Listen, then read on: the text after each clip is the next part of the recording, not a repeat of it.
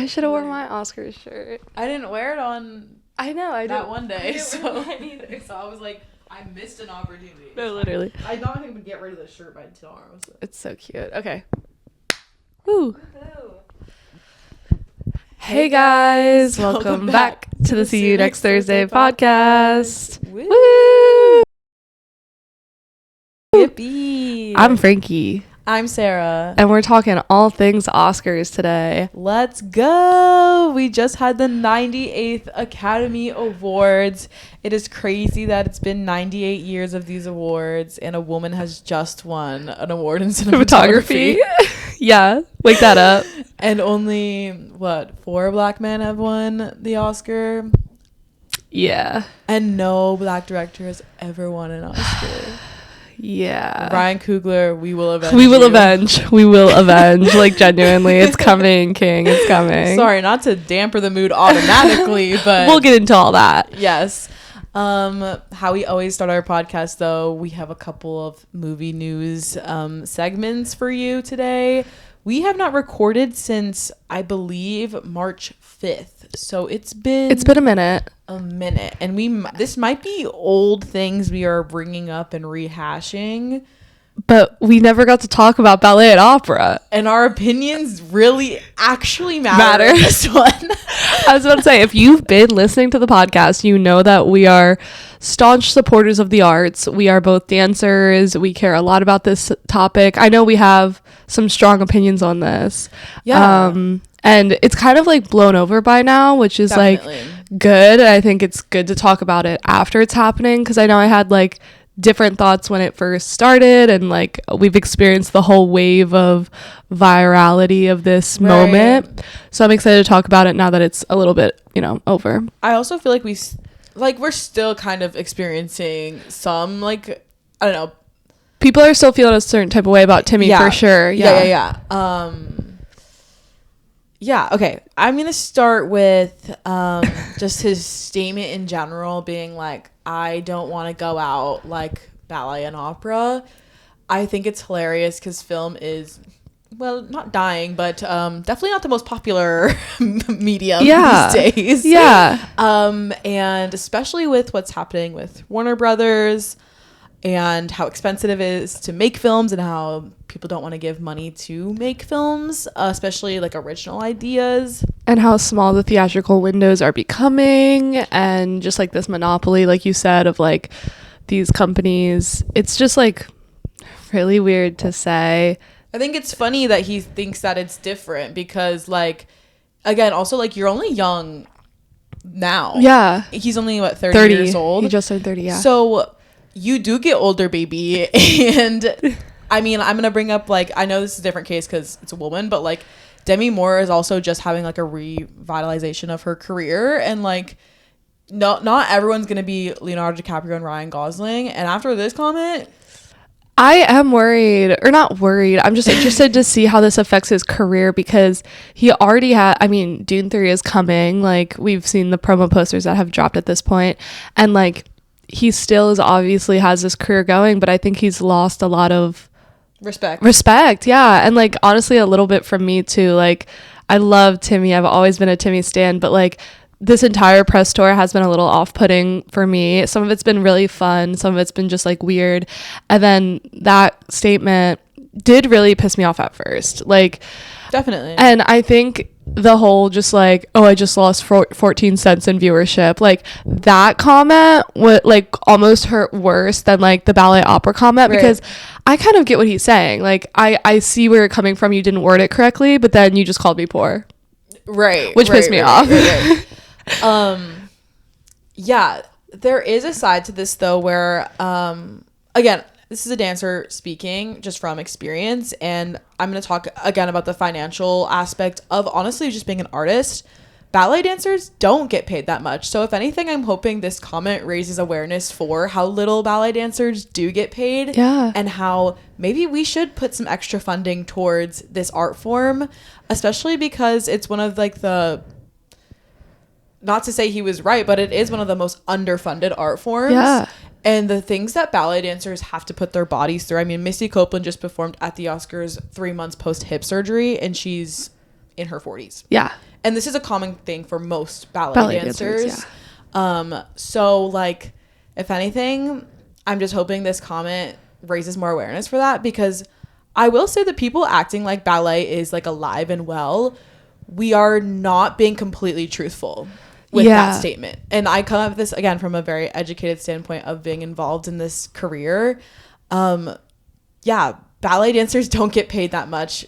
The things that they make their money off of is the Nutcracker season, and their rest of their season is definitely a struggle unless you are Misty Copeland, Tyler Peck, things like that. So yeah, I totally agree. And I think I've been seeing a lot of reels and TikToks and tweets about obviously the situation, and I do hope that it makes more people go to see the ballet, go to see opera. Like, I've never been to an opera, but I wanted to go. Like, these are things that, like, and I've been seeing people post about, like, oh, they do $30 Wednesdays, or like accessible ways to go see ballet and opera, and I'm like, this is great. Like, honestly, his comment did do great PR for both like ballet and opera, so like that was kind of interesting to see. Now, it got to a point where everyone just started dogging on him, where like, okay, he's kind of become like a punching bag, which I was like, he's 30, like, he's so young, and he did say a stupid comment, and the internet is doing its thing where it blows out of proportion a little bit.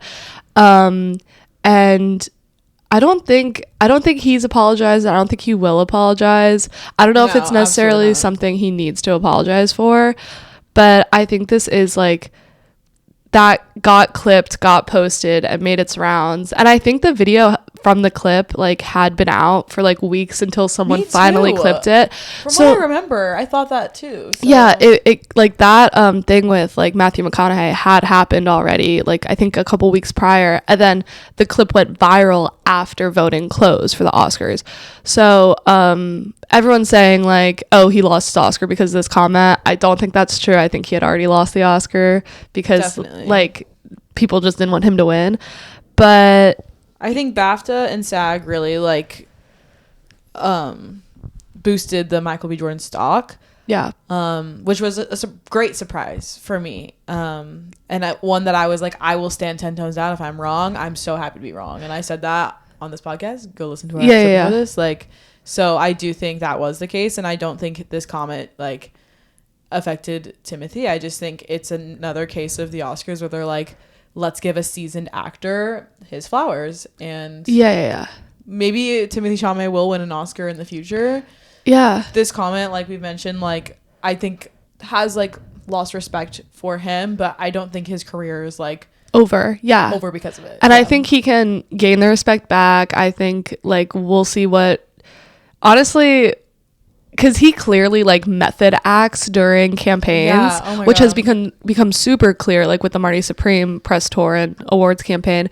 So I guess it just really ends up like how he acts in the coming press tours. Like I'm sure the Dune 3 one's gonna be crazy and like different, and whatever roles he does after that, we'll just have to see like how he presents himself, and like if he's still in that Marty Supreme mindset of screw everything else, this is mine to win, or if he goes back to being maybe the Timmy I miss. Pearl necklace Tim. No, literally 2019 Tim, come back to me. Literally beautiful flowing hair. Yeah, I'm really wondering, especially because Denis Villeneuve had like a leash on to me during the past two Dune press tours. Low-key a leash. Also, like, he's with Zendaya, he's with Rob Pat, he's with Florence, he's with Anya. He's with like respected, beautiful people. So, like, he's gonna have to be on his best behavior because he's surrounded by these like generational talents. He's not next to Drewski anymore, whatever his name is. And it's like who I love, by the way. Like, who's hilarious, but like this tour is not just about him. It is about like all the people involved. So, because Dune 3 is very ensemble, and Denis is like very respected, so I can't imagine, not that Josh Safdie isn't, but I just like can't imagine him going off the rails like he did.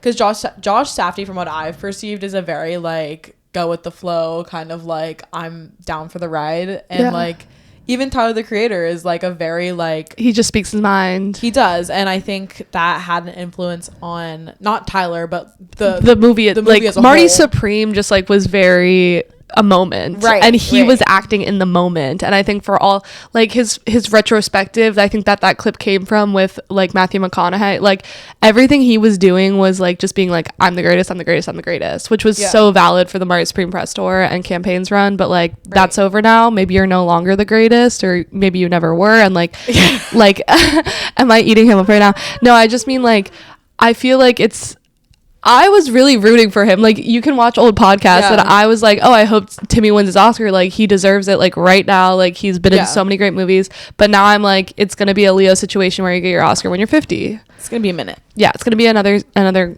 couple decades for you. But, yeah, so that's Ballet and Opera Gate.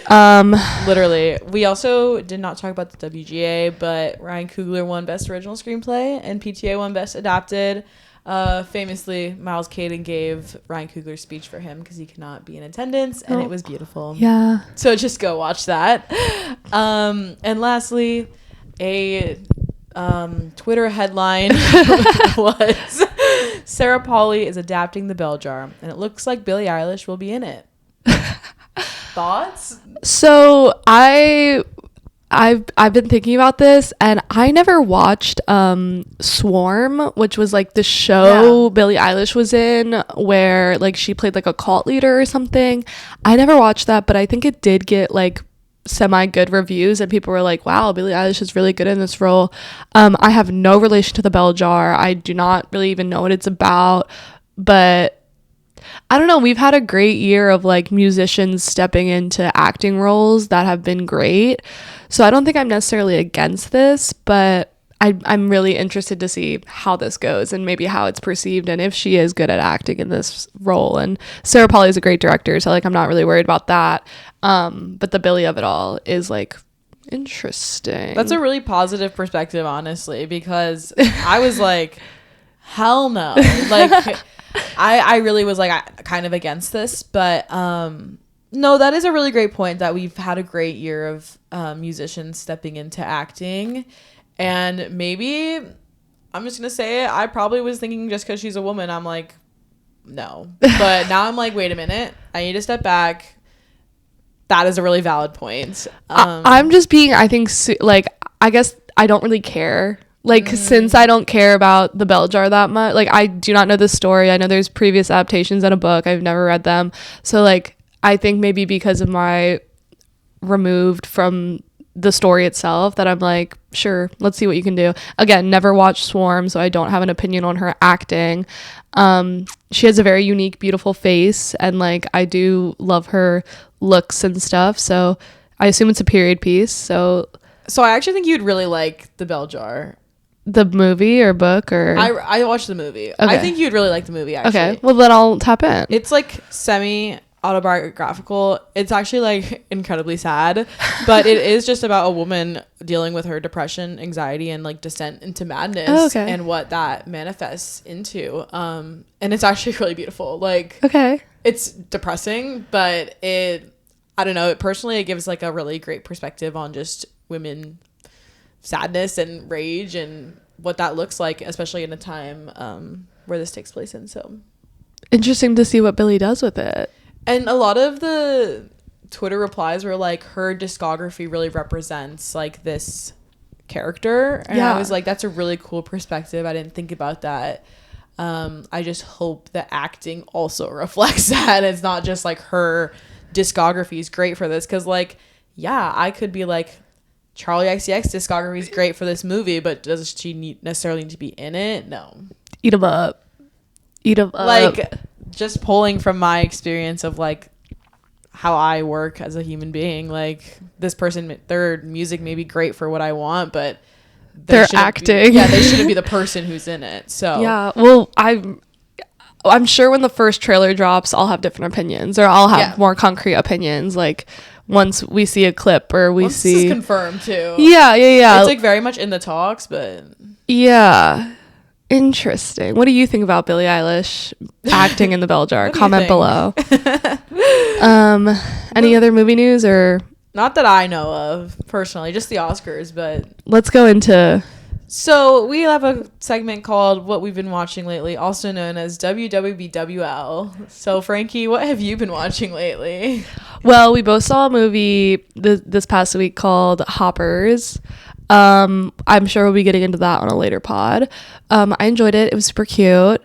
I also went and saw Alpha, which we have been anticipating for a while. I've been anticipating this for a long time. Yeah, no, like Julia is like Sarah's director, and like I went and saw it at IFC with a director Q&A after, so she was there, and I like this movie, and I'm very excited to talk about it once everyone can see it. And I do think that the Q&A with Julia helped a lot. Like, I do think her talking about it immediately after seeing it did like open up a lot of perspectives I didn't think of, or like why she made choices she did. And I think the critics kind of dogged on her a little bit for this movie when it's just a good movie. So like I said, very excited for everyone to finally see it so we can have a serious chat about it. I'm still watching Survivor 50. I'm still watching The Pit. Yeah, that's kind of where I'm at. The Pit's going really well. We're kind of in the meat of the season right now, and I'm excited to see where it goes. We're going well. No, that's my family. Like, that is fam. What have you been watching, Sarah? Yeah, so I only got around to one of the Oscar documentary shorts because I don't have HBO Max right now. Found that out on the plane. So I was like, oh no. So have to subscribe to HBO Max, unfortunately. Well, I'm gonna give you a password if you need. Bless. But I did watch All the Empty Rooms, which did win. Spoiler alert, documentary short. Spoiler alert. This is directed by Joshua Seftel. If you haven't heard of it, basically a journalist, Steve Hartman, and a photographer set out to memorialize the bedrooms left behind of the children lost in school shootings. Incredibly devastating. Wait, I scrolled past this on Netflix. It's absolutely devastating. Yeah. I also kind of didn't know what I was getting. Again, I just like see the thing I need to watch and I click. I was literally crying on this plane. Like, I was like, oh my God. And so it follows 3, but there's 4 families mentioned in the documentary. Haley Scruggs, Dominic Blackwell, Gracie Ann Mulberger, and Jacqueline Jalen Caceres. I liked this. I do think it focuses a little too much on Steve Hartman, whereas it should be focusing on the children and like bringing awareness to school shootings.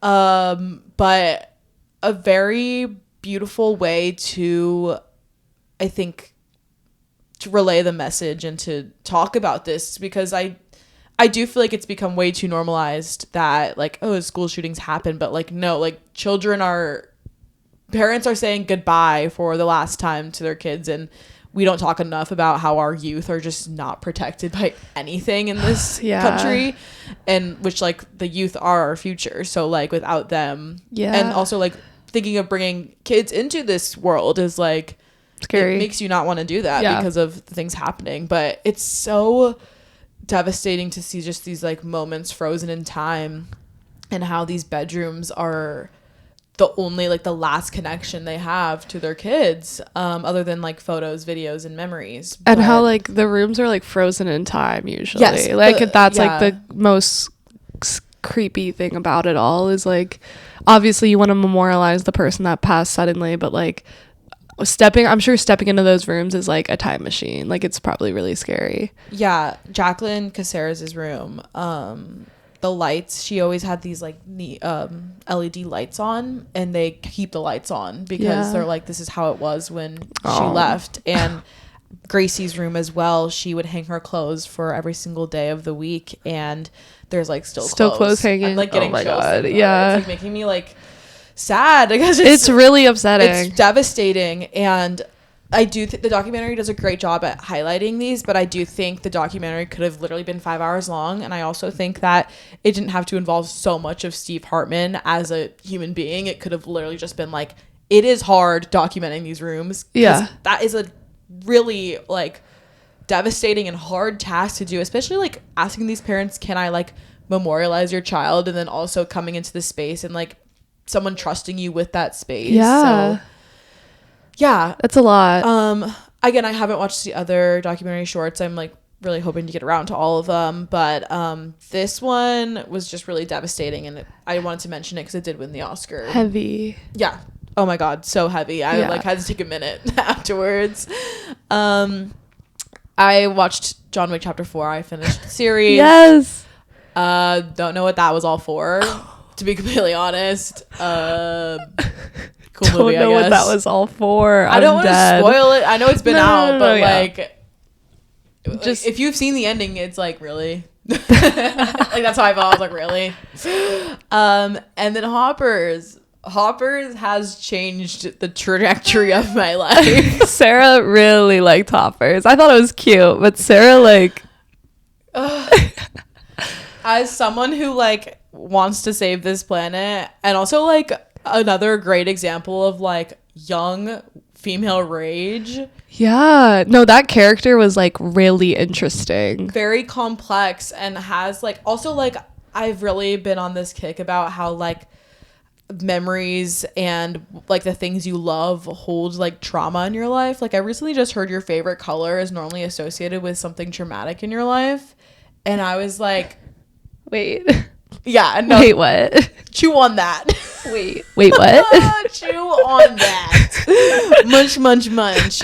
So this really reminded me of that, because like again, the Glade is like, we'll go into it more, but Yeah, we'll have a whole Hopper segment in the future. it just was on our March roundup. Just gonna say it's my #1 movie of the year so far. Sarah debuted the sobbed tag on Letterboxd. That's what I was gonna say.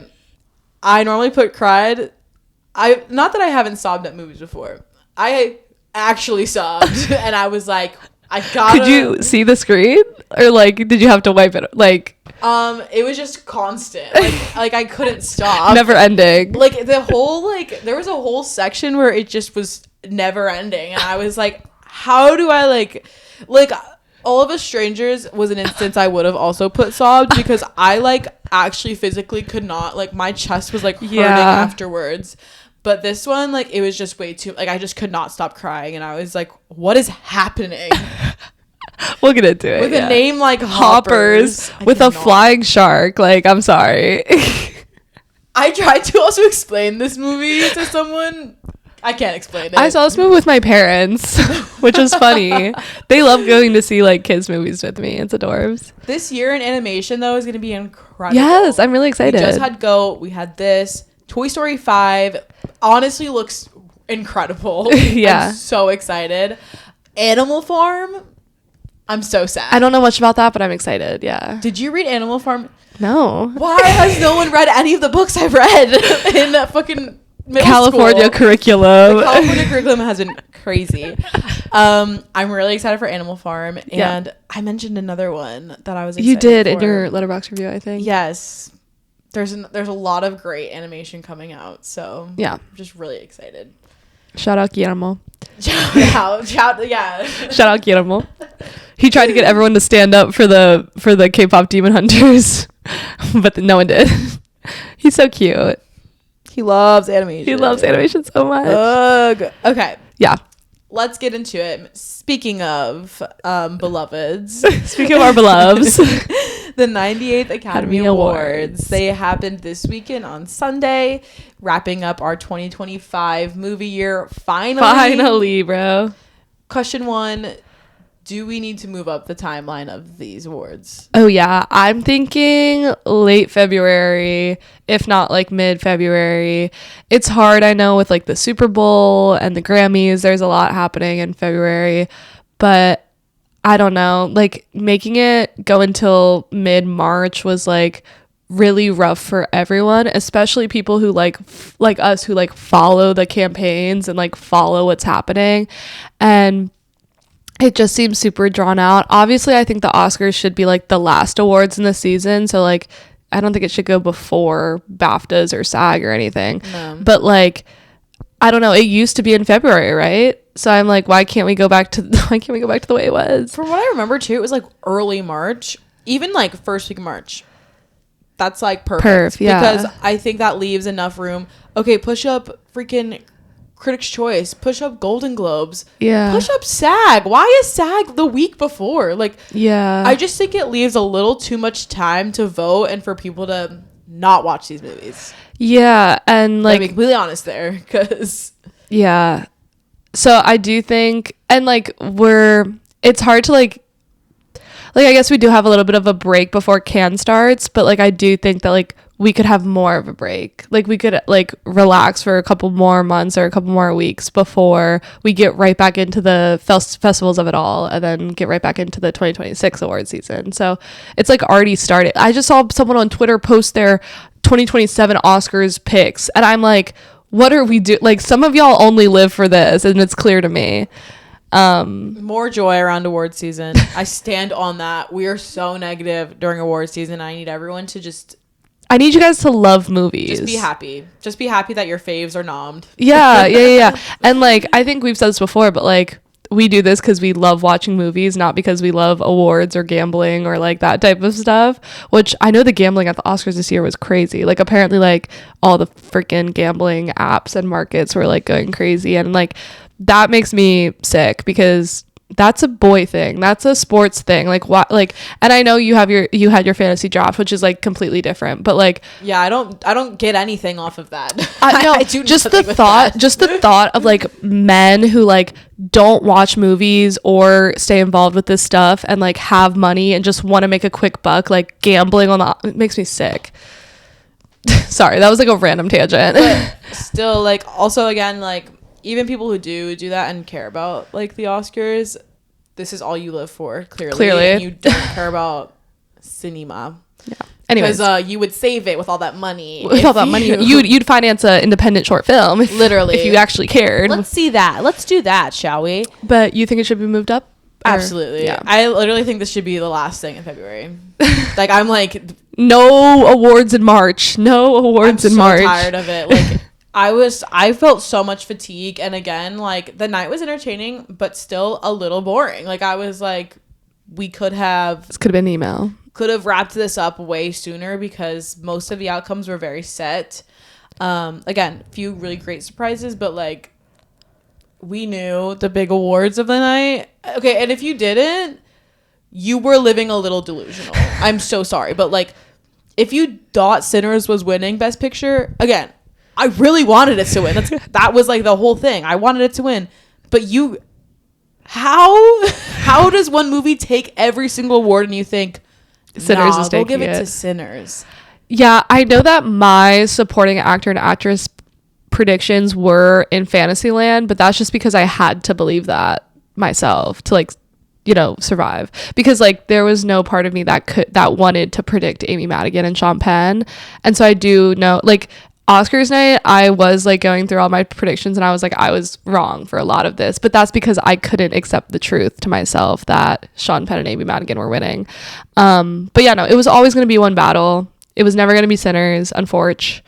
That was just the narrative all season long. Yeah. But I got 18 out of 24 correct this year. Oh, I definitely got like 15 or 14. Like, I did not. I also, like, I would have predicted Sean Penn, but I was like, nah, not my reality. Sick of it. Not my reality. No, I can't. And then a couple of my shorts were wrong, but it happens. Again, shorts is hard to predict. It's always been hard to predict. We'll get into the shorts. Yeah. Crazy. But oh yeah, that was nuts. Okay, we'll get into that. Yeah. I want to shout out the red carpet this season. I thought Teyana Taylor was the best dressed of the night.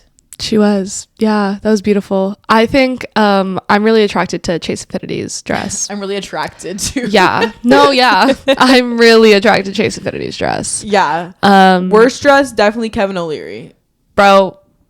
Which I can't say what I want to say on the internet about Kevin O'Leary. Like, I'll get. So there's been a meme circulating of Kevin O'Leary. I don't even know if it's a meme or whatever, but Kevin O'Leary, aka Mr. Wonderful from Marty Supreme, and Jafar Panahi standing on the red carpet. It's just like embarrassing. I'm embarrassed.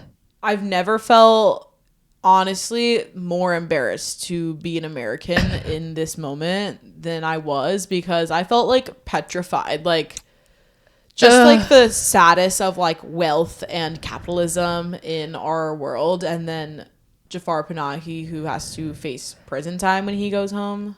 It's sick. It's sickening. And yeah, quite sickening. Mr. Wonderful has always been this way. Yeah, like even I've had a problem with him since he was cast in Maria Supreme, and like he's been so stupid on this campaign run, like just his quotes and everything, and like it was kind of a setup from the beginning. Like putting him on the red carpet next to Jafar was like, first of all, degrading and embarrassing to Jafar Panahi. Like, this is like, why, like, I just don't understand why they'd have it in that order. But the video itself, just like panning from like Kevin O'Leary just being like geeked about his $1 million NBA card around his neck, panning to Jafar, who like clearly like respects the institution of the Oscars in cinema. Oh my God, I'm sick. He was just like looking at him like, I would love to know what was going through his head in that like, moment. You actually can't know because he is dumbfounded. Yeah, actually. And like, again, you said it best, a genuine revolutionary, like, human being, and then standing next to Mr. Wonderful. Who is actually Mr. Horrible. Yeah. Mr. Yeah, Anyways. crazy. I'd love to just also mention Pedro Pascal. What is his next role? What is he preparing for? So I'm going to frame this as, because he stepped out, Mandalorian promo, didn't look like the Mandalorian though. Okay. I mean, I haven't seen the Mandalorian. But you've seen how... No, yeah, he looks different. And at first I couldn't tell if it was just not having the mustache or something else. And it's definitely something else. Yeah. He was never a like huge man, but like definitely a little less muscle. He's getting twinkified. Right. He's becoming a twink. And it's so interesting to me because I don't know, this is clearly a trend in Hollywood, and we don't have to talk about this too much, but just like people becoming scarily skinny and like seeing the progression of that, especially with like these drugs we have access to now, that rich people have access to, especially. I don't know if that has anything to do with Pedro Pascal. However, if it is for a role, I am really curious what it is for. Or I can only assume it's for a role. Yeah. And if it's for your happiness, Pedro, please see a doctor. Just be safe, guys. Like, and it honestly, like, we are young women who like follow pop culture, and like seeing everyone's body is their body, but like seeing these scarily thin bodies can get to a point where it does like affect the minds of the people who are following them and watching them. Right. And it's hard not to notice after a while. Definitely. And we might have touched on this with Ariana Grande, I forget, but like it's just become so prevalent these days. It's scary. Like, it's just clearly fat phobia is back in like a lot of ways. Oh yeah, that's been clear for a couple years now. Skinny is just so scarily in. It's so in, and it's disgusting. Yeah, disgusting. But that kind of leads into Leonardo DiCaprio, who got his face flushed. Stash? No, hello? The stash. Okay, I don't like Leonardo DiCaprio as a person. However, the stash is good. Keep the stash, I think. And he de-bloated his face. You have thoughts on that? If he's happy, good for him. We think the de-bloat is for the new Marty film. Well, yes. I think the stash is also for the Marty film. Yeah. I'm speculating. Yeah. But well, the rumor mill is that he's an alcoholic, and like that's why he's so bloated. But people want to know what procedure he went through to get de-bloated. Yeah. I didn't know that. Well, there's also a rumor that he's gay. So no. that no, unfortunately. That's why he dates all the 25-year-olds to cover it up. Yeah, but that again, I wish he wasn't a predator, but you know, rumors. I think we can all wish things. It's a good old Hollywood rumor mill. Interesting. Okay, didn't know that about Leonardo DiCaprio. So that was our comments on appearance section of the podcast. The red carpet. I'm trying to think who else on the red carpet. Woomy looked great. Oh my gosh, Ryan Coogler's hair, like always stunning. His braider, like raise $1 million like, gift cards, like give him something, an Oscar just for Ryan Coogler's hair throughout this entire season. Yeah. Incredible. Yeah. Incredible. I feel like I liked, I don't have specifics, but I think I liked some of the dresses for the after party, the Vanity Fair after party, like honestly sometimes better than the Oscars dresses themselves. When we looked incredible for the after party. Oh my god. I think Jamie Lawson also looked really great. Oh my god, she was gorgeous. I'm a big fan of dresses. Like whenever I see someone in a beautiful dress, I can't help but be like, oh, that's so stunning. Emma Stone loves her scoop neck. Yes, she's always in the same frame.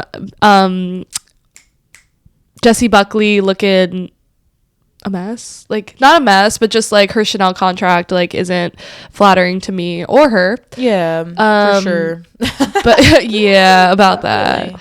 Really. I was gonna say Autumn Derlin Rapaka. Yeah, loved her fit, like this buttoned up, like she's always like, yeah, she just looked really cool, and like when you get a cinematography award, like that's how you look, like first woman, yeah, of course. I know I'm only shouting out the cast of Sinners right now. No, it's okay. But Zinzi, you beautiful woman. Zinzi Kugler is my wife. I wish she was my wife, honestly. Scooch over, Ryan. Oh my god. Like, she is just so beautiful. Like, I cannot get over it. Like, only hot people can work on Sinners. Only hot people worked on Sinners. Yeah. Jack O'Connell with his teeth. Okay.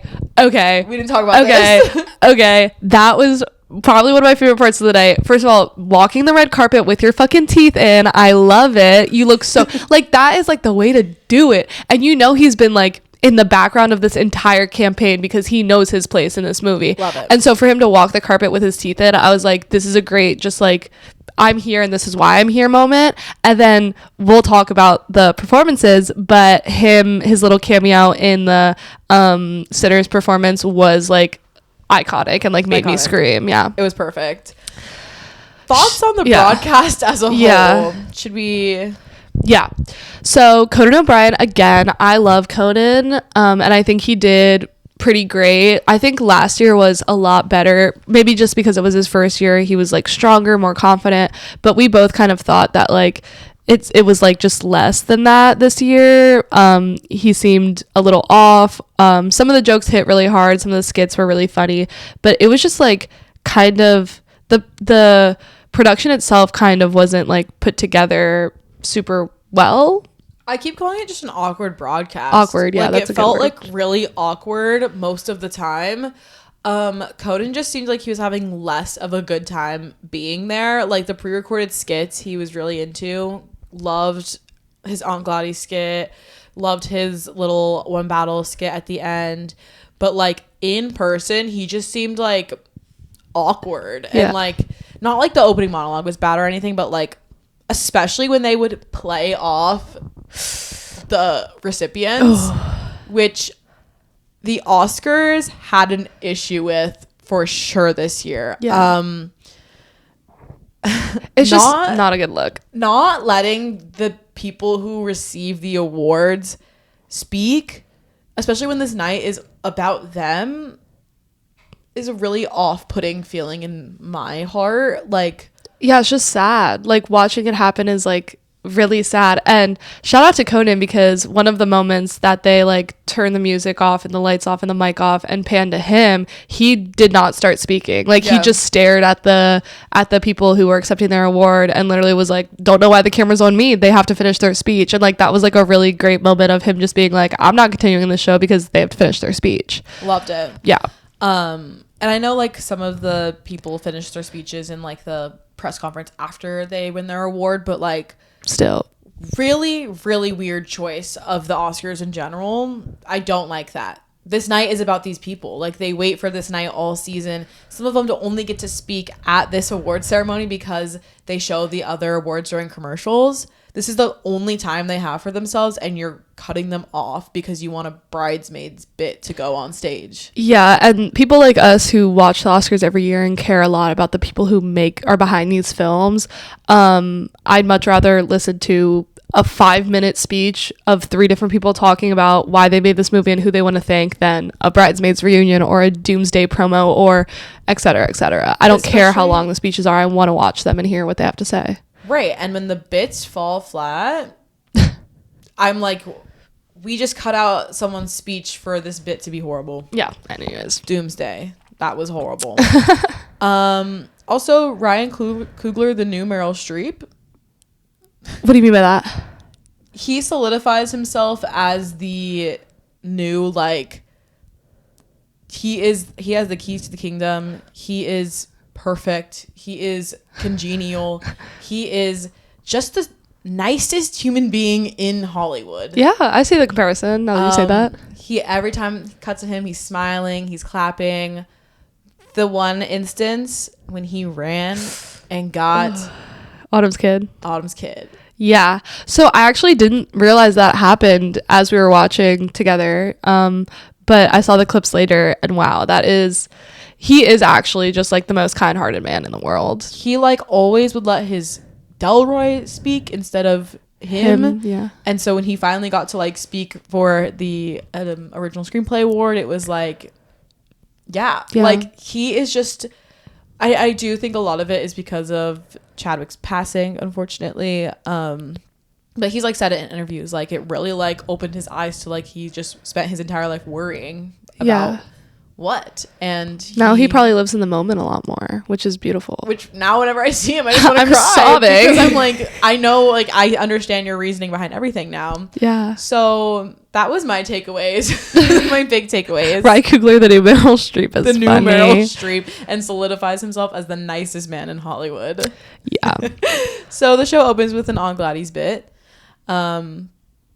Great. Yeah, funny. Yeah. Great work. I like how they incorporated it into even like K-pop Demon Hunters, and like Sinners was funny. So funny. And what I really liked about this like sketch or clip or whatever was honestly the color grading. Like, I think this clip doesn't work if you don't color grade to the exact grade that, like, the movies were. And I noticed that when they switched between movie, that, like, wow, they actually got the Sinners color grade. And then they went to sentimental value. And that was hilarious. And they got the color grade. And, like, everything was just so, it matched so perfectly because they were so intentional about, like, that little detail. Yeah, that's so true. Yeah. It was I really enjoyed it. Nothing will beat the Substance one last year. Of course. Yeah, that was hilarious. That was so funny. Like, I genuinely think about that a lot. But it immediately cuts to Amy Madigan winning for supporting actress. Yeah. Now this was upsetting for me, but of course I don't know why, like, I'm just so against Weapon. Like, I'm so glad horror is finally getting a spot at the Oscars, so I should be happy, and I am happy in that respect. And Amy Madigan, I guess, deserves an Oscar. Like, I don't know. But, like, I'm just so upset compared to her other nominees who, like, also deserve an award.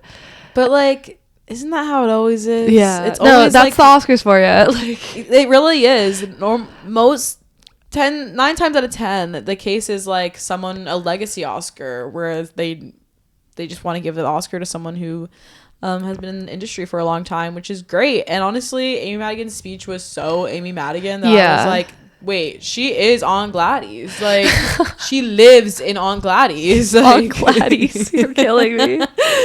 Yeah. So I was like not surprised by this whatsoever. Yeah. Also, once I saw Conan O'Brien turn around, I was like, it is written, it is done. Once you saw the skit, you were like, oh, Amy Madigan's winning, and I was like, don't say that, and you were like, it's true, and I was like, oh. And then when it happened, it was like, I was like, get me another marg, please. I think you did order. I was like, another marg, please.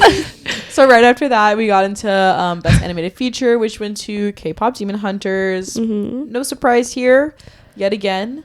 But the surprise for me was the animated short The Girl Who Cried Pearls. Didn't expect that. I thought it'd go to Butterfly. Butterfly was really creative, beautiful, and like felt very, not that The Girl Who Cried Pearls, well, okay, I'm gonna retract that statement. Butterfly is an important story. The Girl Who Cried Pearls is definitely like a children's fable. So speak on it.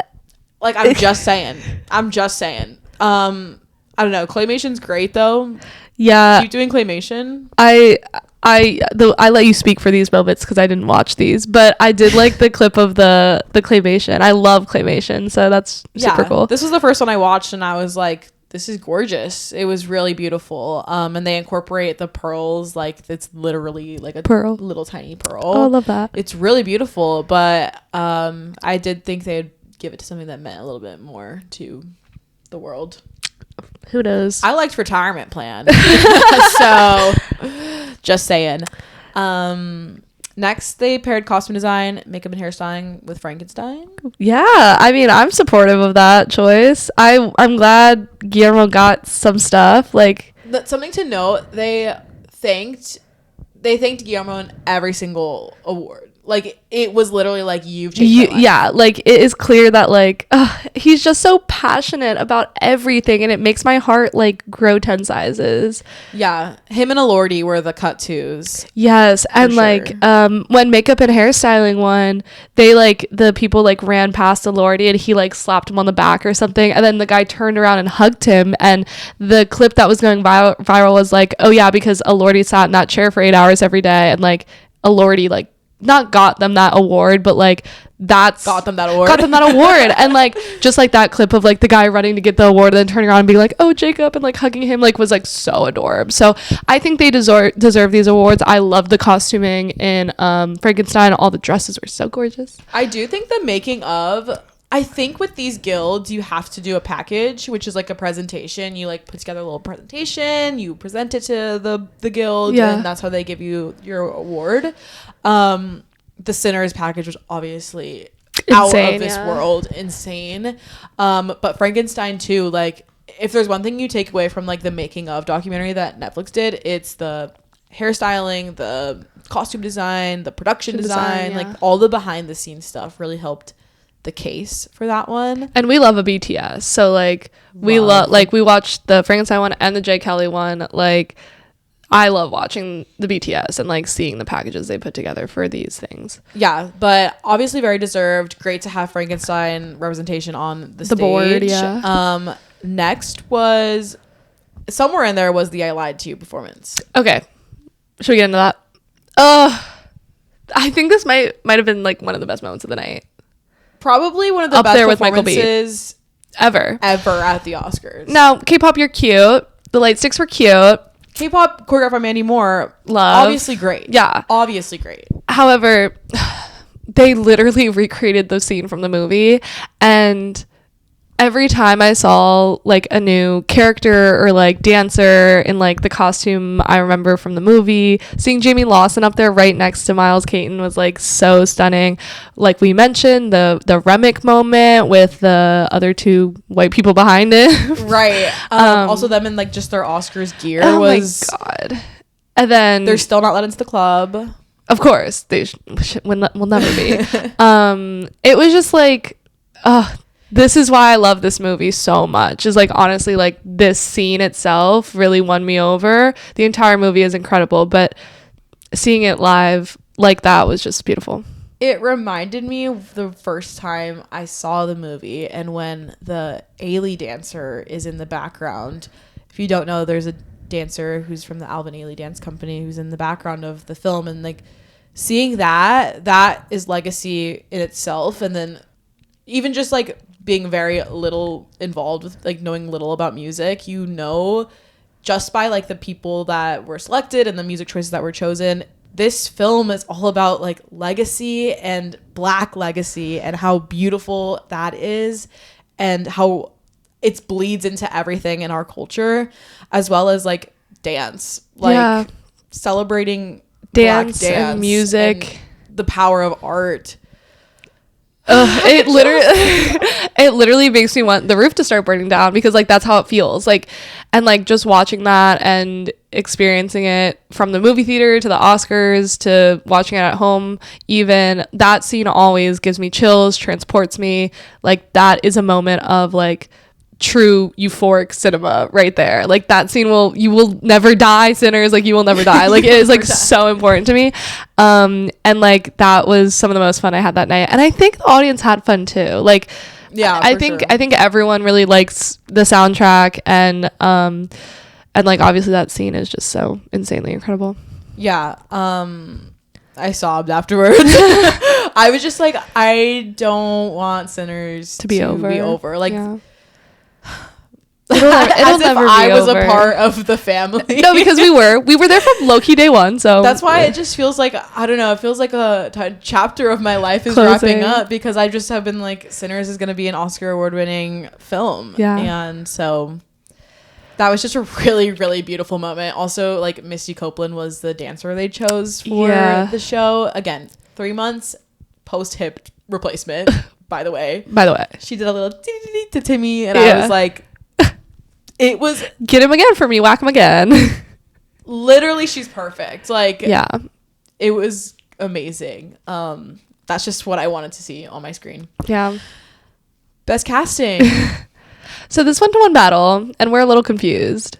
So this was a shock for me personally. Loved how they did the speeches of Me each too. of the people they casted. Loved that choice. Was great. Who they chose for each of the films were really perfect. Yeah. Honestly. So I thought that SAG would be an indicator for best casting. Maybe not. Yeah. It's really hard to tell because this is like the first new award. So like I think we both assumed that like SAG Ensemble would really bleed into casting at the Oscars, but One Battle got no ensemble awards this entire season. So I think I was shocked too. And we'll just have to see how this plays out in the next couple of years and see like if there's really an indicator for it or if it's up to God. And how people will be campaigning for it in the future. Like, will we see casting award campaigns? How will these... I think you also for this would have to present a package. Yeah. So it's just so new, and I really did think it would go to Sinners. And a lot of people are like, I would give this award to Cassandra Mann for casting if I discovered Chase Infinity. And to that I say but also if I discovered Miles Caden, I would also give this award to someone. Like, they both have really insanely young finds. You also mentioned Hamnet and the Jupe brothers. Like that's a great find. I feel like when you talk about like the type of campaigning for this award that we might see in the future, the only movie that I really like heard a lot about its casting that got like news articles and stuff was like Marty Supreme. Like the Marty Supreme casting, I felt like got so much news about how like they cast it off the street and like how they found these people and like viral videos that they plucked these people from. And like I think the Marty Supreme cast was pretty good as well. But yeah, it was just really interesting to see Sinners take ensemble from like in a couple places and not take it at the Oscars. And I think this kind of started like a scary descent of like, what if Sinners gets nothing, or what if Sinners gets one award? Oh yeah, I was spiraling. And luckily it didn't go that route. Yeah, like we both got nervous after this, but actually spiraling. But we were okay. Yeah, so the casting award is like very still up in the air for what it's gonna look like, but great win still. Like like sure, I'm here for it. Live action short was like the shock of the this night. was low-key so much fun, and I know it was for live action short, which like isn't as exciting as some of the other categories, but like watching this happen live was like so thrilling to me. It was so thrilling, and also like we had like live action short stands next to us. Yeah, we did. Like low-key, I was kind of in that because I watched all of them, but like people were like passionate about the live action shorts. And who presented the award? Kumail. Yes. I forget his last name, but I know his first name is Kumail. He delivered this so beautifully. I literally leaned over to Sarah and I was like, how do they prep the presenters for this? Because like you said, this never happens. This is the 4th ever tie. And he was so calm about it. He opened the card and he was like, okay, we have a tie. Everyone remain calm. This is what we're going to do. And I was like, damn, he's like landing the plane right now. Like he literally was like, everyone remain calm. I'm going to call the first person up. They're going to get their speech. And then I'm going to call the second person. Yeah. Like it was like, so like he knew what the heck to do. And I don't know if they, like, I really wonder if they prepped just him for this because they knew it was going to be a tie, or if they prep everyone like this being like in the chance of a tie, or if you have the wrong card, like I'm really curious about like what these presenters go through, because it seems like, oh, I just go up there and I like read the prompter, then I say my card. But like in this instance where like Kumail did such a good job of like, let's give this short film its flowers, take a moment, give the other short films flowers. And it's always nice to see multiple awards be given out. Like I'm not mad at a tie. I will never be mad at a tie, especially for this one where Netflix was campaigning for the singers. First of all, the sentence I just said, crazy. Netflix campaigning for a short film, wild. They need to get something. In an instance where like they're campaigning for the singers and then two people exchanging saliva exists. Yeah. Because it's just so good. Just because it's so good. Yeah, it was really cool. And again, it was the most thrilling moment of the night. And then I think there was a moment where we were like, can this happen for Best Picture? Like, we were like, oh my God. Like, and we had a little bit of delusion, but it was like, it made the night really fun. Exactly what I said. And I was like, can this happen for Best Picture too? I do want to shout out the two people exchanging saliva director, I believe. He mentioned like in a time that's so scary, have a queer love story exist that's in a really like crazy premise is hope. And I was like, yeah, that's hope. I love that. And I also noticed that when that speech was happening, I just really quickly shout out, like, I feel like a lot of the speeches and presenters were on the safe side of like talking about current events and stuff like that, and Javier Bardem never shies away from speaking his mind, and I'm really happy that someone said Free Palestine on the broadcast and didn't get censored for it. At least in America. I think it got censored in other countries, but like he just had it was just like really like, not that I was expecting anyone to say anything, but like in years past, like we had Jonathan Glazer and we had like these people who would speak out really bravely, and Javier Bardem, like I said, never shies away from saying something. So I was really happy, even as a presenter, just to walk up to the mic and say no to war and Free Palestine. Like that. Beautiful. Love it. Okay, we can continue. No, that was great. Next word to supporting actor Sean Penn, who was not in attendance. But we'll take this moment to talk about Kieran Culkin. Okay, my man. I have a history with him, and he was up there giving the award. And what was really sad to me was on the red carpet before, he was recounting a story with RDJ, who gave him his award, and he was like, what do I even do now that I got this, like whatever. And RDJ was like, the best part is when you come back next year and can give it to someone else. And for him to not be able to do that with Sean Penn was like kind of sad to me, because he seemed really excited on the red carpet to give away an Oscar, and so for that I say bring him back next year and let him do it again, because do you think he'll be on our screens. I really want him to be on our screens, because you think Sean Penn's gonna come back from Ukraine and hand away an Oscar? No. Like, I think just let Kieran have a second chance at giving someone an Oscar. And everyone loves to see him. He's always hilarious. Like, Sean Penn's already done it. Yeah. Twice, by the way. Yeah. But I guess Sean Penn got his third Oscar win. Good for him. Good for one battle. I would have loved a different outcome, but you can only win so many. Probably like one of the only categories I was like, this should be different. Yeah. This should definitely have been a different person. But even like the one battle of Best Picture, I was like, whatever. This, I was like, yeah, you kind of robbed someone blind. Absolutely. Adapted screenplay went to one battle after another. Mm-hmm. Expected. Definitely expected. Yeah. Loved that he mentioned this did not come from his dome. Because I was like, because in his last speech, I do feel like it sounded a little bit like that. And I was like, no, this is definitely adapted, baby. Which he's written original things, not to like say that, but I'm glad he was like, shout out to the book. Yeah, shout out to the book. I was not smart enough to come up with this idea. Well, let's talk about someone who was smart enough. Let's talk about someone who is the most original person I've ever met. And that's Mr. Ryan Coogler. He won original screenplay for Sinners. Love. Again, just a really great moment to get the man on stage. The man. Just because we get so much of his beautiful cast and his beautiful crew, but to get him talking about how his actually university teacher told him he should go write screenplays in Hollywood, and to get this award. Yeah. Just a really beautiful moment, again, where I was just really floored. And I could listen to him speak for days. I love his voice. I love his accent. I just love how he's so authentically himself. It's just beautiful to see on a stage.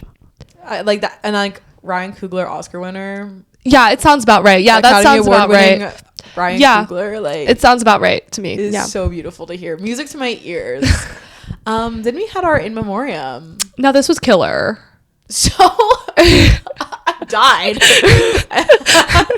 Sarah sob tag, like literally the sob tag would have debuted on this day if I could log the Academy Awards on Letterboxd. in memoriam. Yeah.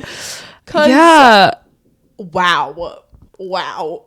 We started with Rob Reiner? No. We started with Rob Reiner. Yeah, we started with Rob Reiner. That's when it all went down. Yeah, that was pretty killer. When the entire cast was that was nuts. Yeah, that was nuts when everyone stepped out and just like the entire stage was filled with people who worked with Rob Reiner. I was like, oh, wow. Yeah. And then, mind you, that like little segment immediately goes into Isaiah Whitlock Jr.'s picture. Oh, that was murderous. By the way, he was a voice in Hoppers. Yes. I told my parents this. I literally looked at the cast and I go, was that Isaiah Whitlock's last role? And they were like, oh, what? And I was like, he just died and he's in Hoppers. Like, what the heck? What the actual heck? His last role was Hoppers. Honestly, beautiful. Yeah, that beginning was killer. And then in the middle, we had a moment for... Okay, it was Catherine O'Hara, but it wasn't Catherine O'Hara. It was another actress. I don't remember who. Oh, Diane Keaton? Yes? I felt like there were 3 big moments. Yes. I know the last one was Robert Redford. Which was just killer. Another killer moment. Like, really killer. I think it was Diane Keaton. I didn't write it. I'm sorry. No, it's okay. But they were just basically moral of the story. So many greats died this year. I think they did a great job with the in memoriam. I thought the in memoriam at SAG was also like pretty great. Yeah, great. Sometimes the in memoriam can be too much or just like not enjoyable to watch. And I felt like this year was pretty.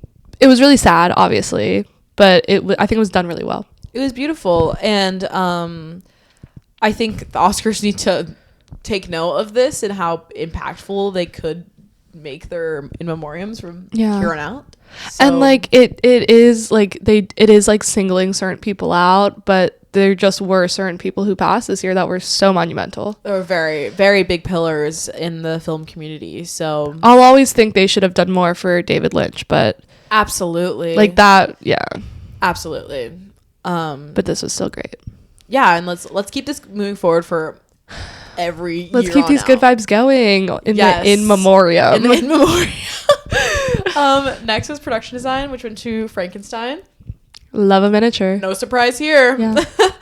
And then afterwards was another crazy surprise. A great moment for Avatar Fire and Ash winning visual effects. Avatar Fire and Ash Academy Award winning movie. That's all I need to hear. That's all you needed to hear. You never bet against Big Jim. Like, you never do it. Also, you just never bet against Avatar in the visual effects category. Yeah, they're always gonna sweep. Because it's true. Like, Avatar just is that girl, and will forever be that girl. Again, I literally just went off in the DMs to someone about how this is why I love Avatar, because it's just so accessible, and again, we're moving film technology forward in a great way. I know it's really expensive to make these movies, but again, the box office proves they're always going to take it. Oh, yeah. So. And I hope there's 4 and 5 and 6. And I hope there's 6, 7, 8, 9, 10, 11, 12. Like. You 101 seated at the theater for Avatar 17. Like. There's like a prequel. Documentary short went to All the Empty Rooms, which I spoke a little bit about before the pod started. Again, just a really great way. Jacqueline Caceres' mom was there to talk about her child, which I was like, this is a great use of the documentary category. Yeah. Didn't write documentary in here, but documentary went to Mr. Nobody against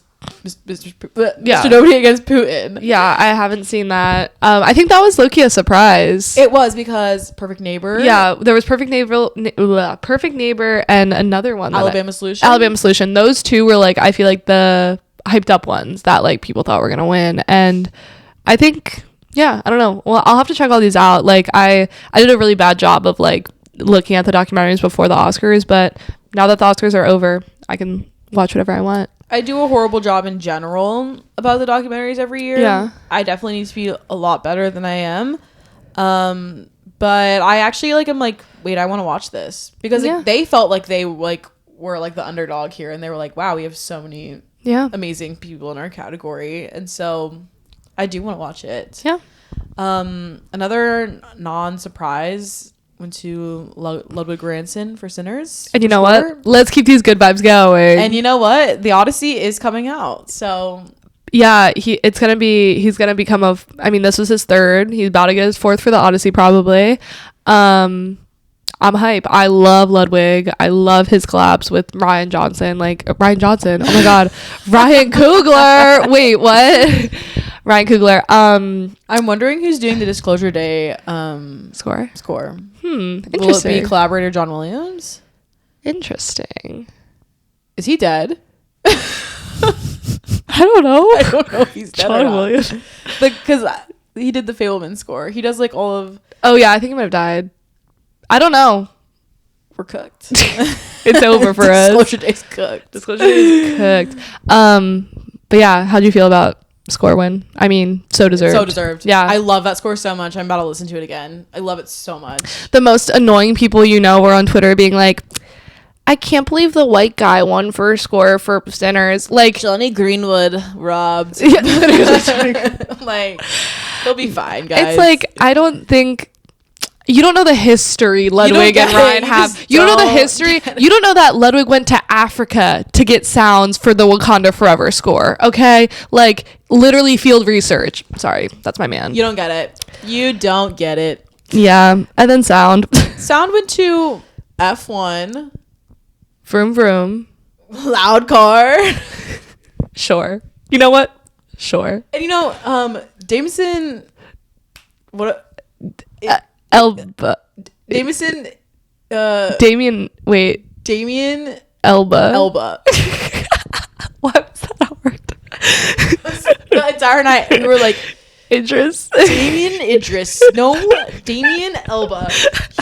He also amazingly dressed. He was out there really for good. F1. Yeah. He's so hot. He's so hot. He's so hot in this movie. He's so hot in general. Loved that he was there. Congrats, F1. Congratulations for sound. And then something that I had said when I put my predictions in, but did not predict it happened. I said, they always package director, picture, and editing like a bow. And I could imagine this going to like a one bow battle after another. But F1 has been taking it out of the other ones. So let me just predict it right here. One battle takes film editing. I could have predicted this. I could have had 19 out of 24. I guess nothing. There's no weight in my predictions. No. Yeah. I mean, the editing category was actually good this year. Yeah. Was like actually good. I was surprised that F1 was the front runner for sure. I was surprised F1 was nominated in general for Best Picture. Well, yeah. Like, we could have had another international when in no other picture. choice was right there. Yeah. Right Same there. thing with it was just an accident, right? Right there. Like, just like, yeah. Sorry, baby, right there. You were so close to it. But yeah, I guess I'm happy. I mean, I'm not happy with One Battle winning anything, but also, like, maybe I should know next year this is a packaged award, and I was correct. Yeah, go with your gut. That's what you've learned. Go with your gut. Yeah. I'm not going to try to even make it interesting anymore. Now, we have a beautiful, beautiful win. Again, maybe one of the best moments of the night. Autumn won for cinematography for Sinners. First woman of color. Like we said, beautiful speech. Ryan running to get her child. She told all the women in the room to stand up, which actually made my heart soar. I wanted to stand up like I was there. Like, no, literally, like, please. And also, like, she was like, I want to acknowledge that just like all the women in this room are the reason why like I could have even win this award. Like, oh my god, I'm sobbing. Like, yeah. And her answers at the press conference after she won the award were wonderful, were beautiful. And she was like, something I didn't get to say was that little girls who look like me now can become cinematographers. Oh, I'm crying. Oh, I'm sobbing. It was a really incredible moment. Probably one of my favorite moments of the night. No, because it is embarrassing that no woman has ever won for cinematography in 98 years. And I could say this about many, many types of people, groups of people that haven't won awards or have won very minimal awards. But right. Women are behind the camera. Women are leading these film sets. It's just insane that they don't get the recognition they deserve. You said that so great. It's just like insane to me. Yeah, this was just a really great moment. One Beautiful. of the highlights of the night. A big highlight for me was Sentimental Value winning international feature. Sentimental Value Oscar winner. Like, this is beautiful. Now, The Secret Agent did go home like low-key empty-handed. Absolutely. Which I guess I just put too much faith in Kleber.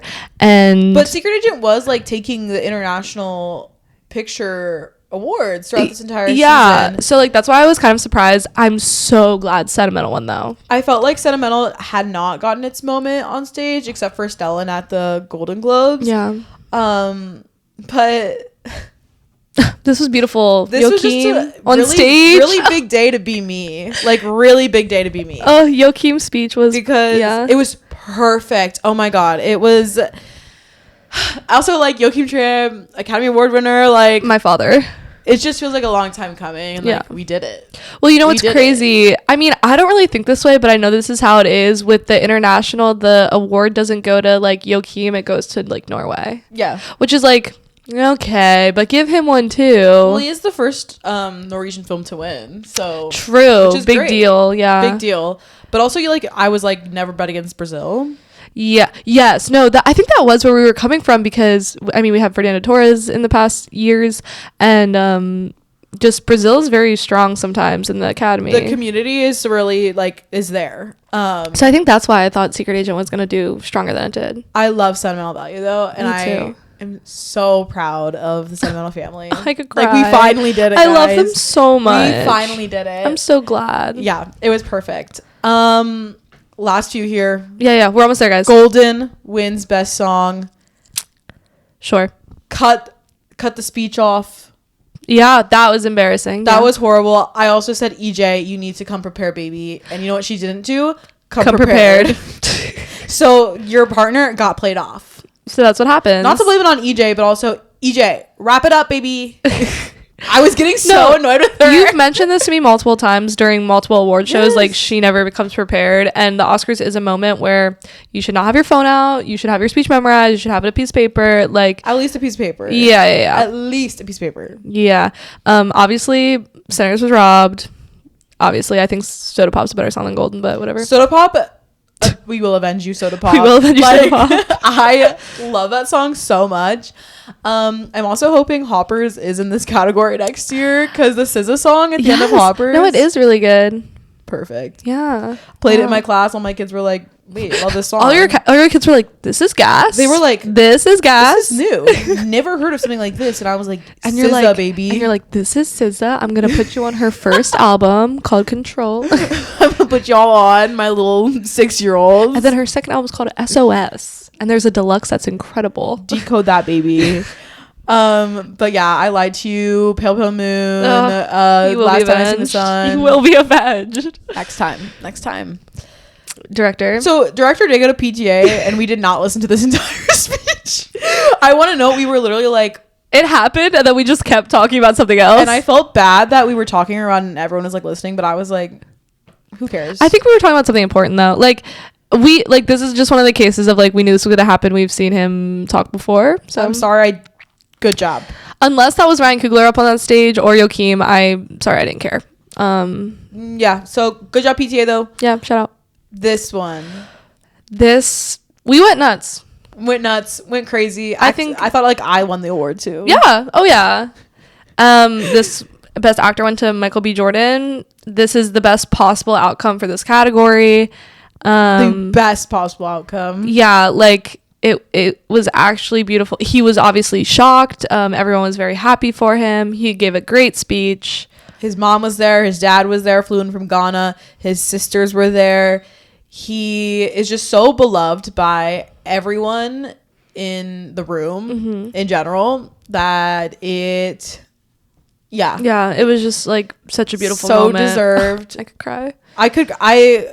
Yeah, it was also just the best surprise in the entire world. I've literally said he's playing two different people. This role is so complex. He is the best he's ever been, and to see him get awarded for it was exactly what the world needed. Yeah, exactly what we needed. And him going to Jesse Plemons right after. Oh my gosh, it's yeah, hugging Ryan Coogler. Yeah.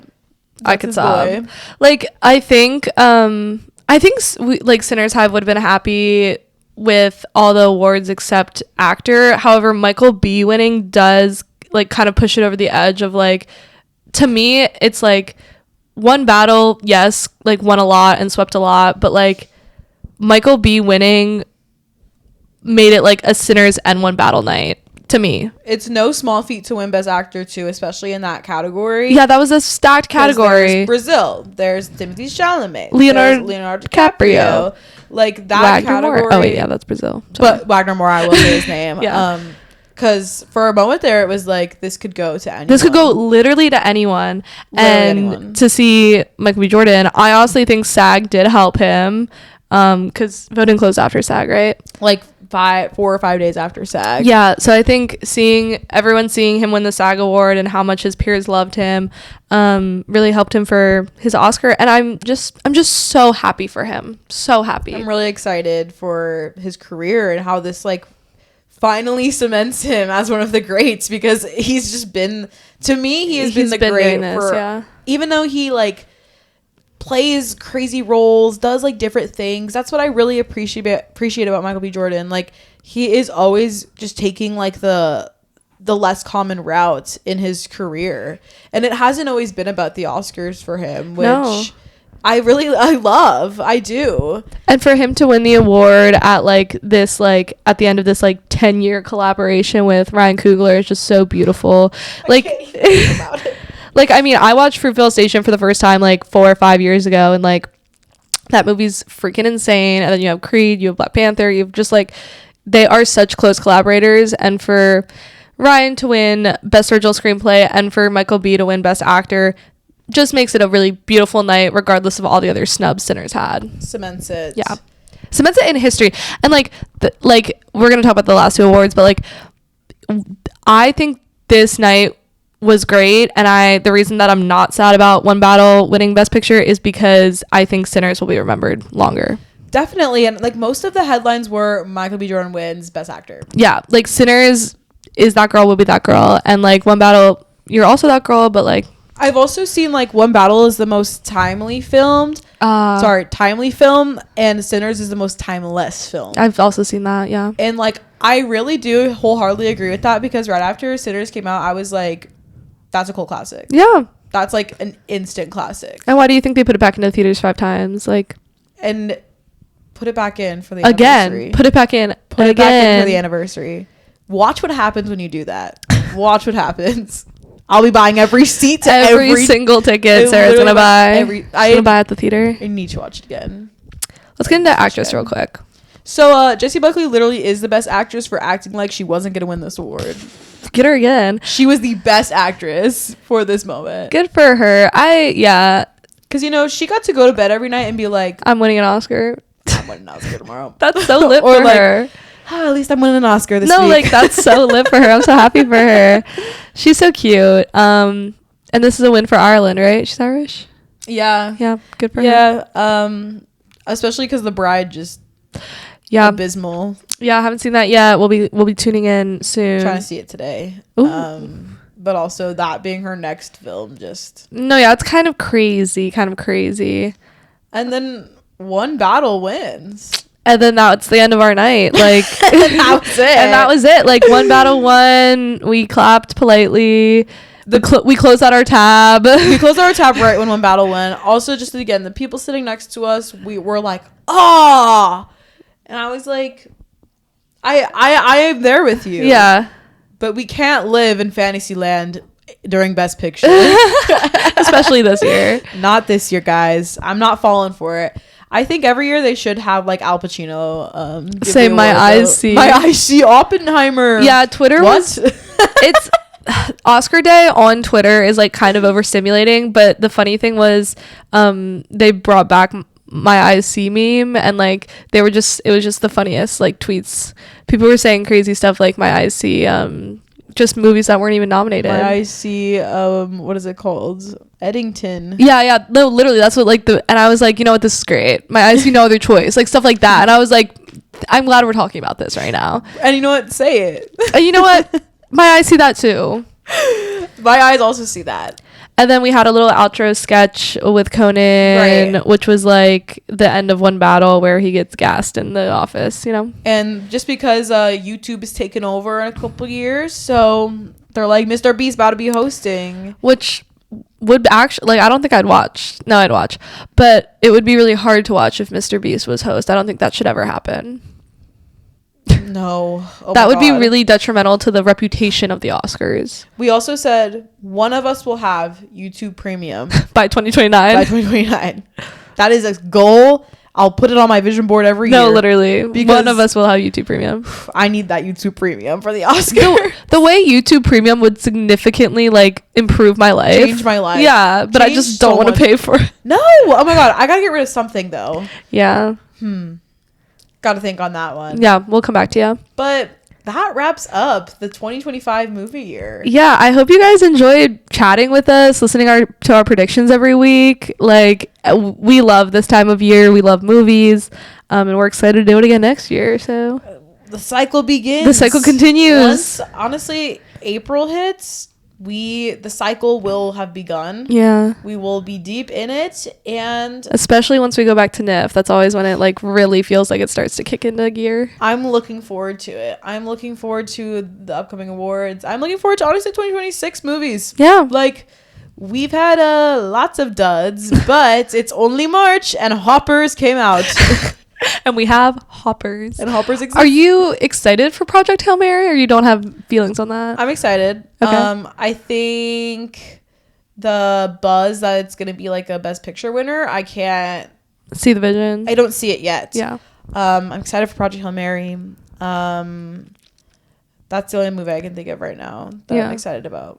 I'm excited to see Alpha. I was about to say Alpha. I'm excited to see Alpha. Like, I'm excited to like have a talk with you about Alpha. Yeah. Because that's a movie that like we're gonna need to discuss off mic. Off mic. Because honestly, I don't know how many of y'all are gonna see Alpha. Let's be real. Well, it's very limited release. It's like one theater in New York is showing it. That's how limited it is. Like, that's what makes me sad about it, because it's like they're burying it. And I'm like, this is a good movie. Why are we burying it? But just because it was a flop out of Cannes, but you know what? We can't all make the best work we've ever made in our lives. And unfortunately, T-10 was just that. Was just that girl. And did not get recognized by the Academy. But awards don't mean anything. After our entire podcast about awards. Awards don't mean anything. Awards mean nothing. Well, thanks for watching, guys. Just woke up. No, I love how we slouch back by the end of every pod. It was getting long, so comment, like, subscribe, do all the things. Please comment. Would love to hear your thoughts on the Oscars. Yeah. And we'll see you next. You enjoyed. Yeah. See you next Thursday. Bye, guys.